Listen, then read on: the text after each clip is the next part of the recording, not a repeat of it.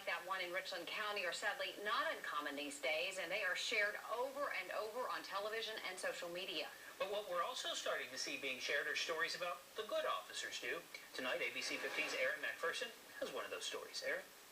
A Georgetown woman contacted us after she was pulled over by a Georgetown police officer over the weekend. For most of us, a traffic stop is not something we look forward to, but this interaction made Isla Heyman's day when we brought her back and the officer and her together today, and when they first saw each other, the words out of their mouth were, "Thank you."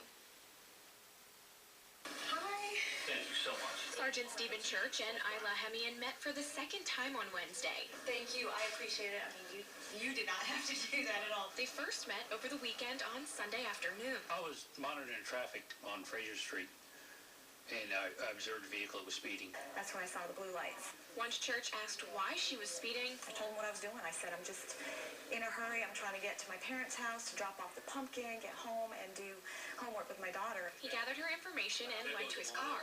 You could tell she was having a tough weekend. And just because something goes wrong doesn't define them. So he came back with a warning. He said, you're helping your parents and your daughter, and you're setting a good example for her. And he said, have a great day. And I couldn't believe it. When she looked at the paper he gave her, it said, thanks for all you do. You could have spent Sunday alone, but instead you chose to help your daughter and your parents, and have a great day. And that, I can tell you, that was a great day for me. He told me that day that I was setting a good example for my daughter by helping my parents and her. He's the one who set a great example that day. Church told me it just touched him, how she decided to spend her time. With so much going on in our county, in our state in the last couple of weeks, a lot of people are wore out. They're exhausted. And she was, even through all this, and it's affected everybody, she was still spending her time helping others.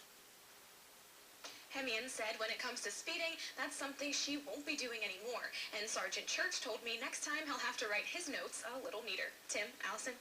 All right, thanks, Erin. It's so good to see a story like that, especially, as the officer said, in light of the stories we've been reporting over the past several weeks. Yeah, absolutely. And those types of things do happen so often, and we're so glad to be able to share that story. So often we don't hear about those things that these officers do that are so positive in our communities, and we certainly thank all of our law enforcement officers.